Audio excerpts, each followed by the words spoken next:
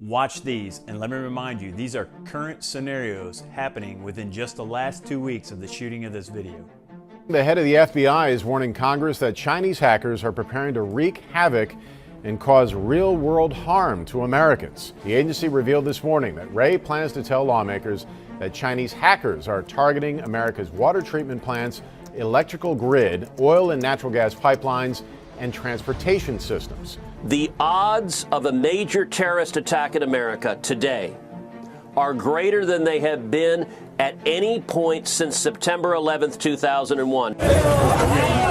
A new migrant caravan of up to 7,000 people now passing through Mexico, heading straight for the U.S. southern border. Back here in Washington, fears of a serious new threat to U.S. national security. CBS News has learned the U.S. has informed Congress of new intelligence about Russian plans to put a nuclear-capable weapon in space that could threaten U.S. satellites. CBS News has learned that what's described as a serious national security threat is related to the launch of a Russian rocket last week carrying a top-secret military payload that is now in orbit.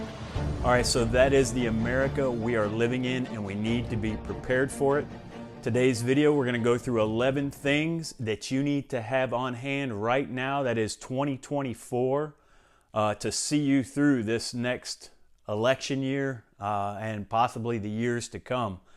This is not paranoia. This is not conspiracy theory. Those are real headlines, real situations that are occurring in our country right now, and you need to be prepared for it. Again, this is going to be a rundown of 11 items that I think you need to have, 11 categories of things you need to have, but do what you can at your pace to be prepared.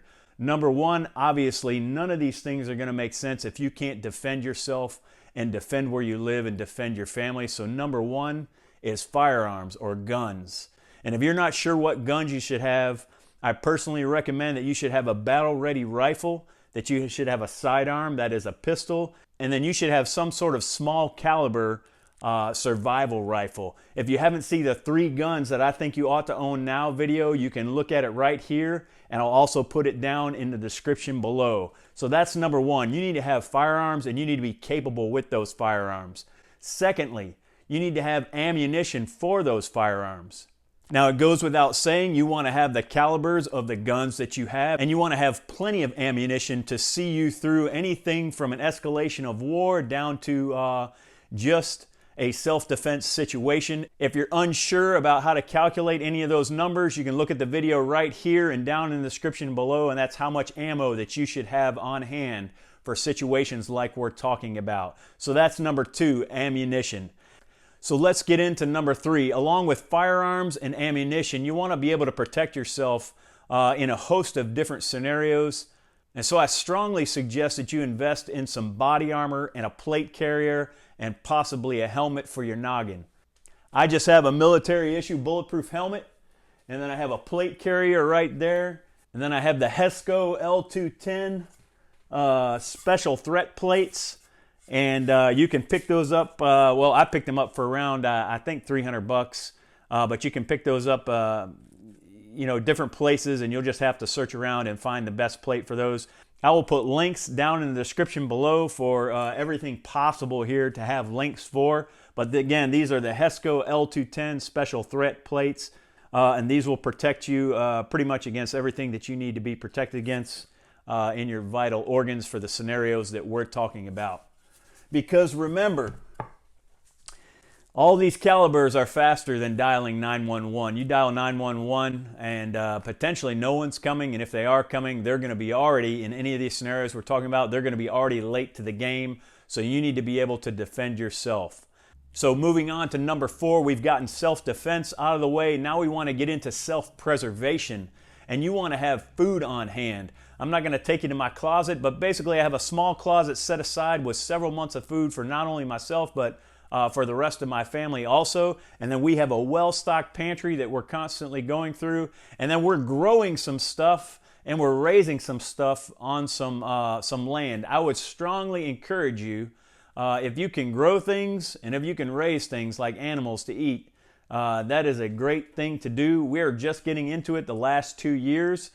We have a homestead of sorts, but you want to at least have survival food on hand. You want to have some food put away, and we'll talk about that in depth in another video, that will last for several years. And so you want to have some canned goods and some other preserved goods that you can have socked away for emergency type situations that'll last you several months into a year or so, that you can provide for you and your family. So number 4 is food. Number 5 kind of goes without saying, but we need to talk about it, and that is water. You want to have a sufficient supply of water. You saw in the introduction video that Chinese hackers are actually attacking our water treatment centers. And you know, that doesn't just include sewage, that includes the water that you drink. And so if our water systems go down, you want to be able to have water because you need to have water to survive along with food. So some of the things to think about for water storage are bottled water in some of the small bottles, just cases. I go to Walmart, I pick up a case every time I run out, and I have a full case of water in the back of the vehicle that we travel in. Just to have it when we forget maybe our water cups or they're empty, just when we're traveling as a family, but then to have it also a full case of water just to have for a small emergency use or traveling emergency use if we need to go somewhere. And then I have cases of water on hand in a storage shed, and then I have larger bottles of water, the 5-gallon bottles of water, and then I actually have a 275-gallon water tank outside that sits outside my house that I could filter if necessary. And of course, we have a pool. You can think about water storage like that. And then we have a well also. One of the things, if you don't have access to any of that, definitely get you some bottled water. And then you can pick up something like this. And this is the Sawyer Squeeze. I packaged it in this nifty little case. And again, I'll put a link to this in the description below and to the Sawyer Squeeze in the description below. But of all the different ones out there, Life Straw and all the other different ones, I found for me, the Sawyer Squeeze works the best and works the easiest. And it's the most versatile. Not only can it be a personal water system, but you can use some larger Sawyer bags with it, and it hangs up with a gravity-fed system and filters through the filter, and then that filter is cleanable. You don't actually have to replace any carbon or anything like that. You can just clean it out and reuse it, dry it out, and then store it for the future, just like I've done here. And so again, I'll put links to that in the description below, but you want to have some sort of water filtration device. Best if you can be able to take it with you and use it at home in the case of an emergent situation that you're going to need that. All right, number 6 is a big one, and this is a power backup. You want to have some sort of energy or power backup. You saw the Chinese hackers, they're going to attack the power grid, and they have the ability to attack the power grid because China makes a ton of our transformers and all of our infrastructure. So not only do they have, as we have already seen through Congress and other testimonies in the Senate, that there are devices implanted inside of our power grid that China has put there, but then we also have computer systems running it that these Chinese hackers can actually hack into that system and potentially shut down the power grid. Not to mention that we can have natural disasters or any other sort of attacks on the power grid that will put you without power for a long period of time. I know I personally have gone through a hurricane and been without power for about 11 days, and that will wear on your nerves. And so you want to have some sort of power backup. You want to have some small power backup, maybe medium power backup, and large whole house power backup if you can. I personally don't have a whole house generator, but what I do have is some solar backups. I have the EcoFlow RiverMax 2 solar portable power generator with some 220 watt solar panels, and this will give you peace of mind during a power outage for those small to medium sized appliances. It's going to handle everything you need to handle in the way of recharging devices, backup lights and things like that, and then it's going to run appliances as well, up to even a clothes washer that I've ran of it. You can see a full review that I've done on that EcoFlow right in the link here, and again I'll put it down in the description below. I also have a larger power backup system called the Blue Eddy AC300 with a B300 backup battery system, and that's going to handle a lot of the larger stuff like running my refrigerators and freezers for an extended period of time, up to indefinitely as long as we have sunny days, because that's powered by solar also. Then I have a gas generator as well, and you need to pick up a gas generator. I have one of the suitcase type gas generators, and then our house also runs a good bit on propane, and so you can have backup propane as well if you need to have that. And then you can work up to a whole house generator. I haven't personally gotten there yet. If you have a whole house generator, and you like that, let us know in the comments below. Or if I'm overlooking another power source that you can use for emergency backup, please put that in the comments below. That's how we learn from one another, and that's how we gain knowledge to get through times like these. So that's number 6. You want to have power backup, mostly for your peace of mind and for your sanity, because convenience is a big thing that we have in America. You want to be able to function in the case of a long-term or even a short-term power outage. All right, number 7 is fire. In case you can't cook because you don't have any power sources, or you can't keep warm because you don't have any power sources, you want to have the ability to make fire. Now, I know you see all the preppers and all the other things. They use all these fancy ferro rods and all that stuff. You know what? I just go with a good old-fashioned Bic lighter. And if you have enough of them, you don't have to worry about them getting wet. If one gets wet, you just pull another one out. You just store them in a waterproof bag or waterproof case. I buy them a brick at a time because I do use them in my business. But I would encourage you, buy a bunch of Bics. Get all the other stuff too. Save lint, do the ferro rods and all that. But you can't beat a good lighter, or even one of those good weatherproof lighters, or a couple of them, and just have those stashed in your go bag. Or one of the backpacks you take with you, or have them stashed at home. Most likely it's going to be an at-home scenario where you're going to need it. But that's all I do for fire starting, but it's important that you're able to make a fire just in case all these other things fail in an emergency situation. All right, moving on to number 8, it is very critical to have medical supplies. You want to have at least basic first aid stuff on hand. And then you want to have bigger stuff like tourniquets. I have a tourniquet on every bag that I have. 1 is none and 2 is 1 in the tourniquet world and the major medical world. And so you want to make sure you have some major medical stuff on hand. I have a blowout kit inside of each bag also, which is going to include some quick clot and some major hemorrhaging blood stopping stuff, some chest seals, and then some other minor medical and major medical stuff in the way of having bandages and splints and things like that. So you want to have medical supplies on hand for both non-emergency and emergency type situations, so you can deal with most of the stuff that you would be prepared to deal with, and you need to get training on those devices. And you can look that training up readily on the internet on places like North American Rescue and other providers like that. They will have links to training videos for their products.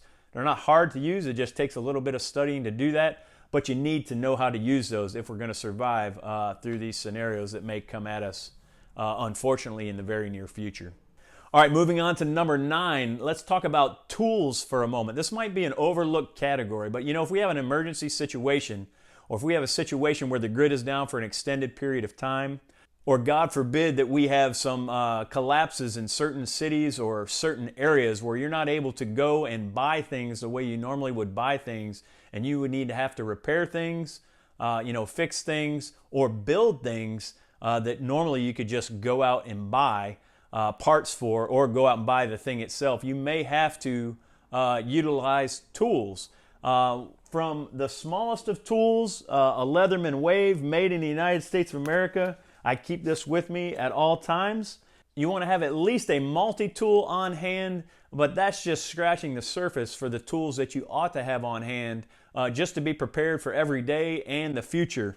And so you want to have as many tools as you can, up to large items like this for cutting wood and building fires.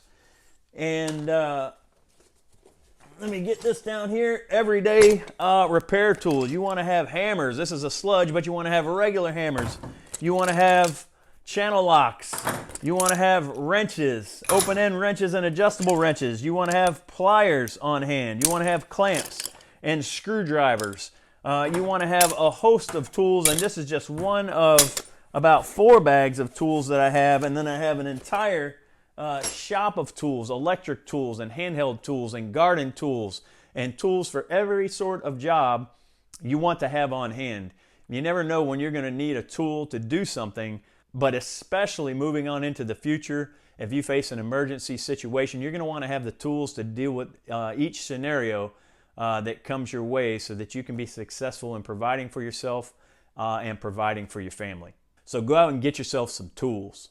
All right, number 10, obviously power outage is a big deal, and if you have those backup power solutions, you also want to have lighting solutions for the dark. If you can't see, you can't do stuff. I know I have 3 or 4 headlights that I keep around and keep in bags and keep with me on my nightstand. I know I use a headlight every single day, if not multiple times a day. Well, actually at night, obviously, but around the property, checking on animals, and just repairing stuff. Getting up under a car where it's dark. You know, as you get older, your eyes don't work as well. Getting under anything to look and see in a dark area. I always have a headlight and a rechargeable headlight. Again, I'll put this down in the description below. This is my favorite. This is the Princeton Tech, one of their rechargeable headlamps. And that's one of my favorites just because of the capabilities. But I'm not going to go into that now. Maybe another video sometime. You can get cheap ones from Walmart. Or you can buy a little bit better ones that'll last the test of time. But you want to have backup lighting solutions. Got a little Harbor Freight light that I use here as a work light, and it'll light up a whole room. It has an adjustable stand. You can hang it, or you can set it up on its own, or you can actually put it on a tripod if you need to light up an entire room. We've used this as an emergency light in the living room when the power goes out. We just set it in the middle, and it lights up the whole room, and it's just like we have regular lighting in there. And then that's also USB rechargeable, as all these lighting solutions. So you want to have lighting solutions both outside and inside. I know anytime I see a deal on solar LED lights like these ones, these are little standalone solar and motion activated or non-motion activated lights. I pick up these boxes because I can never have enough solar lighting in case the grid goes down for an extended period of time. You can have lighting, super important to be able to see what you're doing at night. And then finally, we're at number 11. And number 11, I don't have anything to show you, but that's emergency cash or bartering items. You want to have the ability, if power goes out for an extended period of time and you can't use debit cards and you can't use credit cards and you can't use electronic forms of payment, that you want to be able to use good old-fashioned cash. So you want to have some emergency cash on hand. I would suggest storing up as much cash as you can right now. And then you want to have bartering items. If you have precious metals or other things that you can barter with. Some people barter with food items or other consumables, and even ammunition. You can barter with ammunition, although I suggest you hold on to your ammunition. But you get the idea. You need to have some form of ability to pay for things that you may not have when electronic forms of payment go down. So good old-fashioned cash, obviously silver, gold, precious metals, and other commodities that you can trade or barter for with somebody who has something that you need and you have something that they need. So these are the 11 categories that I would put out in front of all other categories as far as emergency goes. Let me know what you think in the comments below. Did I miss something? Would you put something ahead of something else? Or is there something else altogether that you would recommend or add to this list? As always, I want to thank you for taking the time to watch this video, and thank you for making the choice to defend yourself and those you love. God bless you and yours.